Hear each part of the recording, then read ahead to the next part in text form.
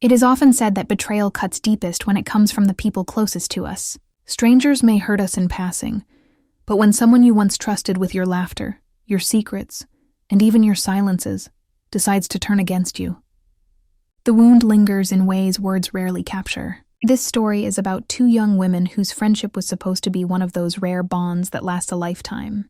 And yet, within that bond, jealousy and quiet rivalry crept in like shadows, unnoticed at first, until one day it consumed everything. Her name was Ayesha. She wasn't the loudest person in a room, nor the kind of presence that instantly drew all eyes. Instead, she carried herself with a quiet grace that made people feel comfortable around her. She loved books, music, and the kind of long evening walks where conversations could drift between silly jokes and deep thoughts.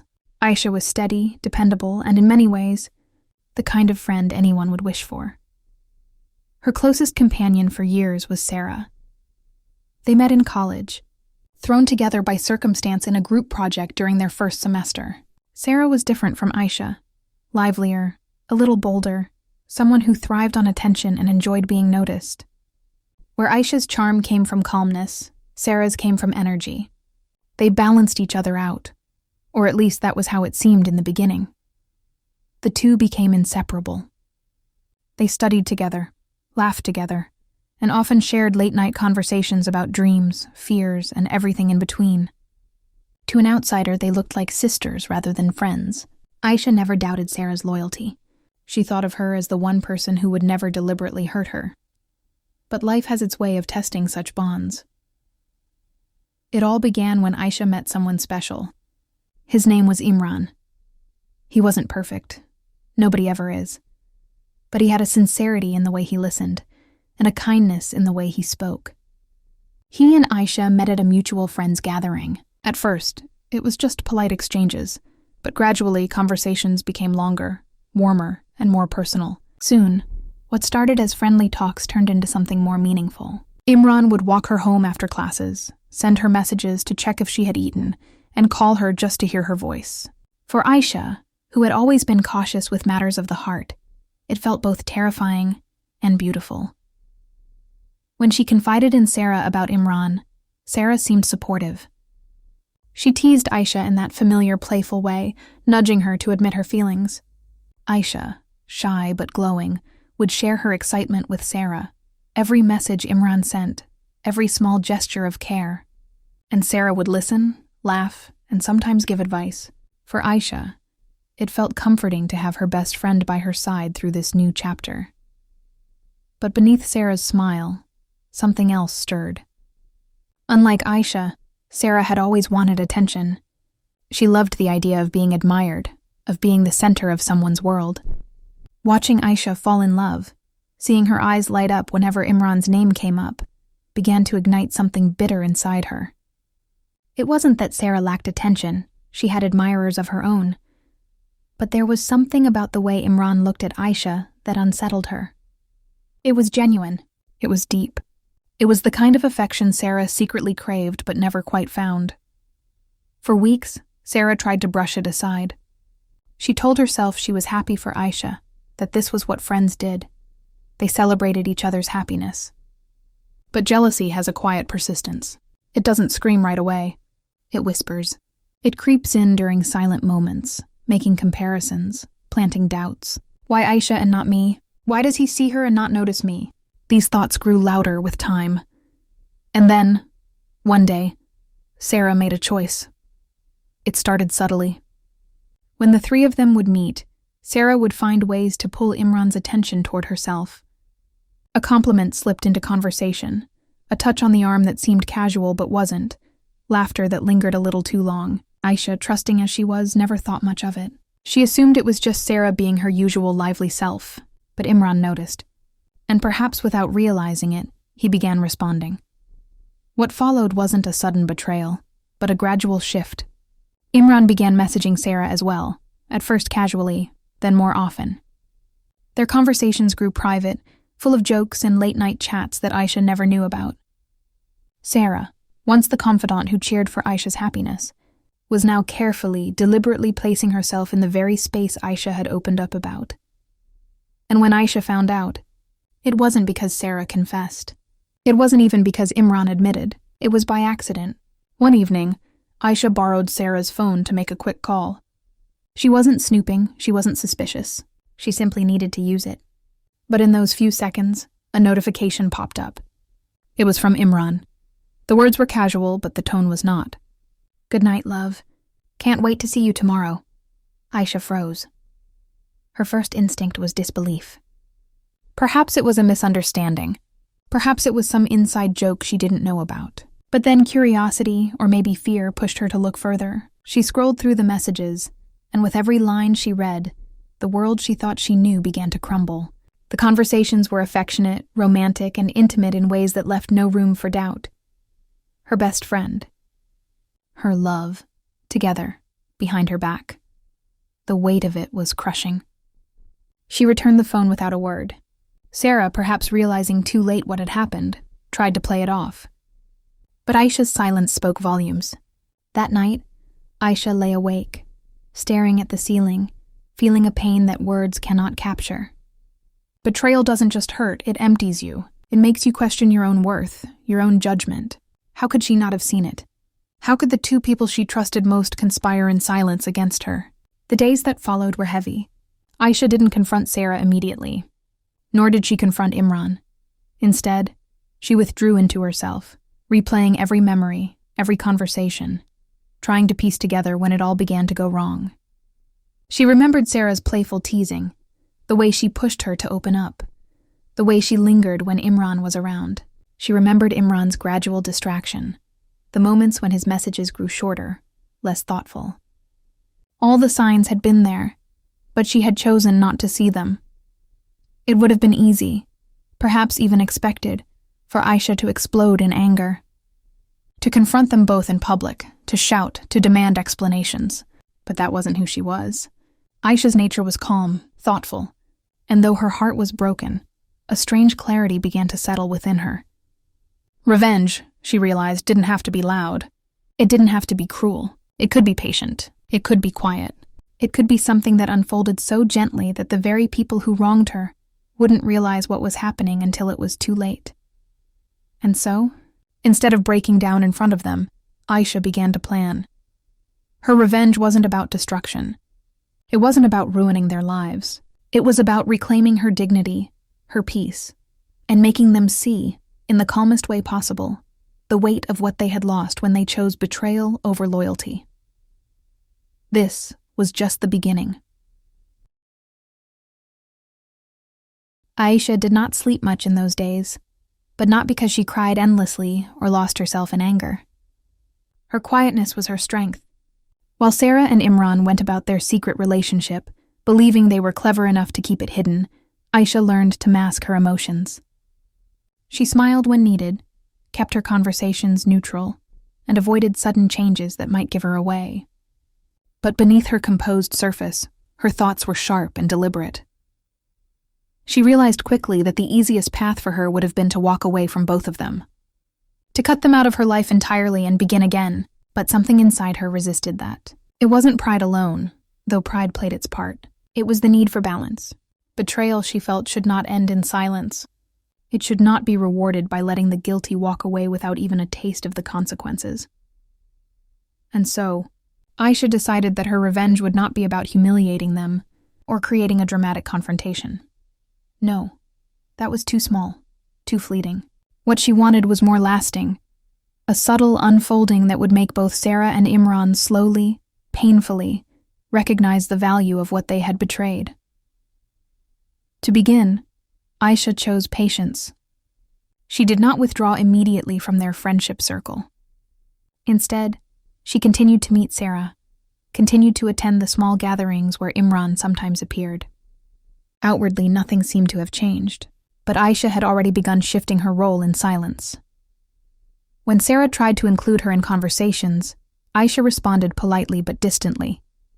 When Imran attempted to greet her with his usual warmth, she replied with measured calmness, neither cold nor affectionate. She became unreadable. This unsettled both of them more than she realized at first. Sara, who had always thrived on Ayesha's openness, suddenly found herself shut out.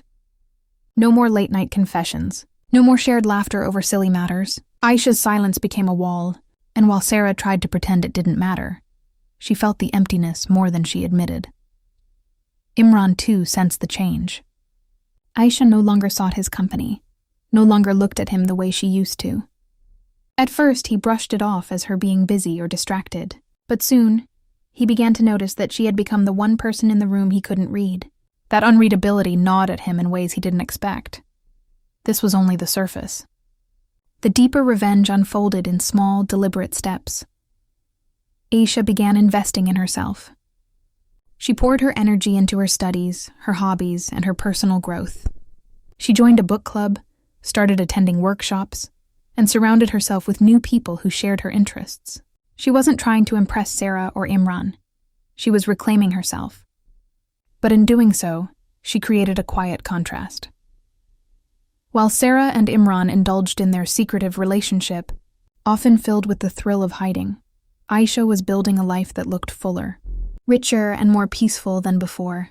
Whenever Sara tried to brag about her outings with Imran, Ayesha responded with a simple smile, never probing, never reacting. This composure made Sara restless. She had expected tears, confrontation, maybe even begging. But instead, she found herself speaking into a void. The absence of reaction was more powerful than any outburst could have been. Still, Ayesha knew that silence alone was not enough. If revenge was to be meaningful, it had to unfold in a way that touched both of them personally, and so she crafted her next step carefully. It began with kindness. Unexpected, deliberate kindness. Ayesha started treating Sara with unusual generosity. When Sara complained about stress, Ayesha listened patiently, offering gentle words of comfort. When Sara faced challenges, Ayesha lent support as though nothing had happened. She never once mentioned Imran, never hinted at what she knew. She behaved as though Sara were still her closest friend. To an outsider, it might have looked like forgiveness. But it wasn't. It was strategy. Because Sara knew. Deep down, she knew Ayesha had seen those messages. She knew her betrayal was exposed. And yet, Ayesha's refusal to accuse her directly, her refusal to create drama, began to eat away at her. The kindness felt like a mirror, reflecting her guilt back at her. Every time Ayesha smiled gently, Sara squirmed. Every time Ayesha offered her support, Sara felt smaller. The contrast between Ayesha's grace and her own betrayal became unbearable. With Imran, the approach was slightly different. Ayesha never confronted him either, but she allowed her dignity to speak for her. When he tried to start conversations, she responded politely but without depth. When he offered to help, she thanked him and moved on quickly. He was no longer central in her world, and that quiet removal unsettled him more than anger ever could. Because the truth was, Imran had not truly stopped caring for Ayesha. What drew him to Sara was not deeper love, but novelty, the excitement of someone bold and different. Yet, as the weeks passed, he began to notice the emptiness of that excitement. Sara was fun, yes, but she lacked the calm steadiness that Ayesha had given him. Where Ayesha's presence had once made him feel grounded, Sara's often left him feeling restless. And in that restlessness, Imran began to look back. He began to remember the way Ayesha's quiet words could soothe his worries, the way her sincerity had always made him feel seen. He began to miss her. But Ayesha, with her calm withdrawal, gave him no chance to reclaim what he had lost. This was the essence of her revenge, not destruction, but absence. Not confrontation, but reflection. She made them face themselves by simply stepping back and letting them see the difference. But Ayesha wasn't done. She wanted her revenge to be remembered, to be something that left a lasting impression, and so she made one final move that would quietly tie everything together. She decided to confide in others, not with accusations, not with gossip, but with honesty. At first, it was just with a close cousin, then with a couple of trusted friends. She shared what had happened calmly without bitterness. She didn't exaggerate, didn't vilify. She simply stated the truth, that Sara, her closest friend, had begun a relationship with Imran behind her back. The way she carried her truth, without anger, without drama, made people listen more carefully. And slowly her story spread, Not because she pushed it, but because people could not ignore the quiet dignity with which she held herself. And with that, Sara's reputation began to shift. She was no longer the vibrant, carefree friend everyone admired. She became the one who betrayed. Sara felt it in whispers, in the way people looked at her differently, in the slight distance that friends began to keep. It wasn't outright rejection, but it was enough to sting, enough to remind her day after day that trust once broken doesn't rebuild easily. Imran too felt the consequences. His credibility faded among their circle. People no longer spoke of him as the kind, dependable young man. Instead, they saw him as careless, disloyal, and while he tried to brush it off, he could not escape the truth of it. Meanwhile, Ayesha stood unshaken. She did not need to spread lies or fuel anger. She simply let her truth and her calmness do the work. Months passed. By now, Sara and Imran's relationship was strained. What had begun with excitement turned into constant insecurity. Sara could not escape her guilt, and Imran could not escape his longing for what he had lost. They argued often, their bond cracking under the very weight of the betrayal that had once bound them together. And Ayesha? She had moved forward. She found herself stronger, more centered. She discovered new friends, new passions, and a confidence she never knew she had. Her revenge was not about punishing them. It was about freeing herself, while leaving them to face the consequences of their own choices. This was not the end, but the middle of her story. Because calm revenge is not quick. It unfolds slowly, teaching lessons that linger long after the first sting of betrayal fades. And for Sara and Imran, those lessons were only beginning. Time has a way of softening sharp wounds, but it also has a way of exposing the truth more clearly than any words ever could. By the time nearly a year had passed since Ayesha first discovered the betrayal, the storm inside her heart had long since quieted. She had gone through shock, through grief, through the silent ache of losing both a friend and a love at once. But now she stood at a place beyond it all, a place where pain had been transformed into strength. Sara and Imran's lives, however, told a different story. In the beginning, the two of them had believed they had won something. They thought they had chosen love over secrecy, passion over restraint. But what begins with betrayal rarely finds peace in the long run. Their relationship was built on a foundation cracked from the start, and the cracks only deepened with time. Sara had always been restless, craving attention, needing validation. Imran, who once found that exciting, now found it draining. Where Ayesha had given him steadiness, Sara demanded more. She wanted reassurance constantly, wanted him to prove his affection again and again. He began to notice the difference sharply. The calm security he once felt with Ayesha had turned into constant tension with Sara. And Sara, too, felt the weight of her choices. For though she had taken what her heart desired, she could never truly silence her conscience. Every time she looked at Ayesha, who had never once accused her directly, never shouted, never demeaned her, she felt the sting of guilt grow sharper. Forgiveness, she realized, might have been easier to live with, but Ayesha's silence was worse than anger. It was like looking into a mirror every day and seeing the reflection of your own betrayal staring back at you. By now, Ayesha had woven a life that looked nothing like the one she had before. She had new friends who valued her honesty, new activities that gave her joy. She had begun traveling, writing more, taking part in things that once seemed too far away for her quiet nature. Her world had expanded and people noticed. She was no longer the girl who had been betrayed. She had become a woman admired for her calm strength. What made her revenge so profound was that it required no destruction. She didn't need to tear them down. She simply built herself up, and in doing so, she left them to confront the emptiness of what they had chosen. Still, fate decided to bring their paths together again in an unexpected way. It was at a mutual friend's engagement. A small celebration, filled with familiar faces from their college days. Ayesha almost didn't attend, but she decided to go. Not to prove a point, but because she no longer felt the need to avoid anyone. She was at peace with herself. When she entered the gathering, conversations quieted slightly. People noticed her presence, her composure, her glow that came not from effort, but from the ease of someone who had learned to live fully. And then across the room she saw them, Sara and Imran. They were together, yes, but something about their posture told a different story. They stood close, but not comfortably, like two people bound by obligation rather than affection. Their smiles were faint, their laughter forced. When their eyes met Ayesha's, both froze for a second. Sara's face carried an unmistakable flicker of guilt, while Imran's showed a mixture of longing and regret. But Ayesha only smiled politely, as though nothing had ever passed between them. She walked past gracefully, greeting others, carrying herself with the quiet dignity that had now become her shield and her strength. Through the evening, Sara tried more than once to approach her.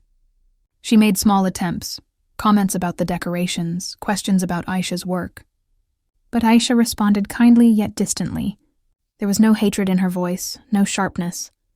But there was also no intimacy. It was clear, the friendship that once defined their lives was gone, replaced by a courteous distance that could never be bridged. Imran, too, tried to find a way to speak with her. At one point, he found her standing near the garden outside, taking in the cool air. He walked over, his voice hesitant. "Ayesha, it's been a long time." She looked at him calmly. "Yes, it has." There was silence, heavy but not uncomfortable for her. Imran struggled for words, his eyes searching for some opening.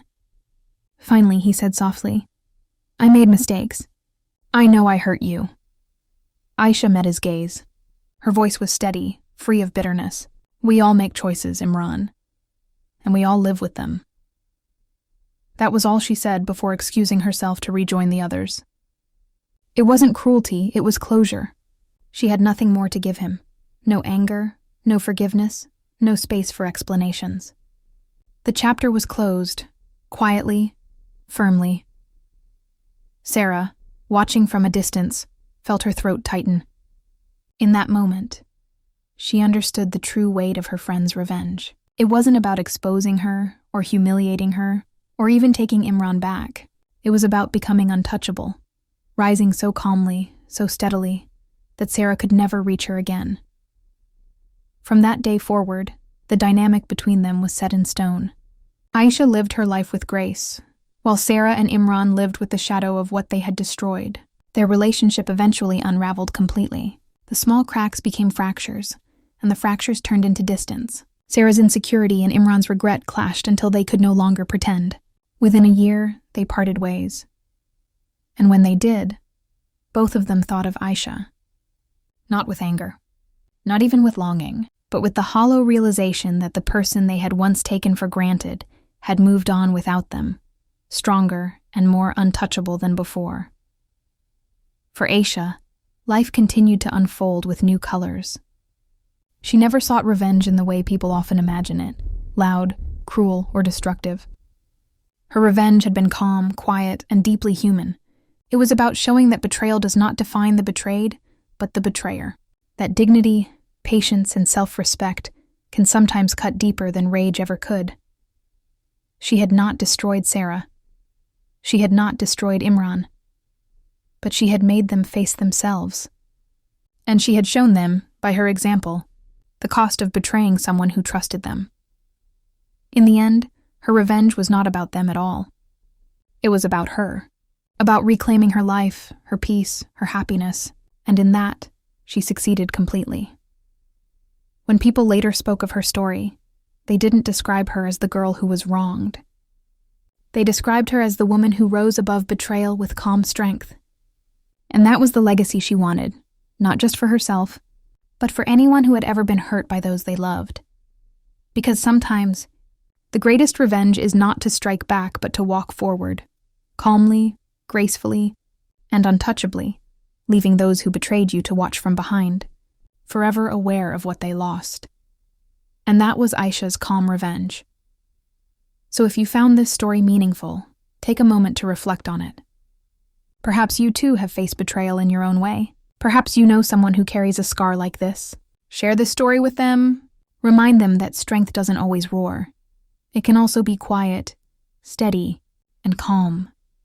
And if you'd like to hear more stories like this, tales of betrayal, resilience, and the subtle art of calm revenge, please remember to like this video, share it with your friends, and subscribe to my Calm Revenge. Your support helps us continue to bring you these thoughtful stories told with care, one voice at a time.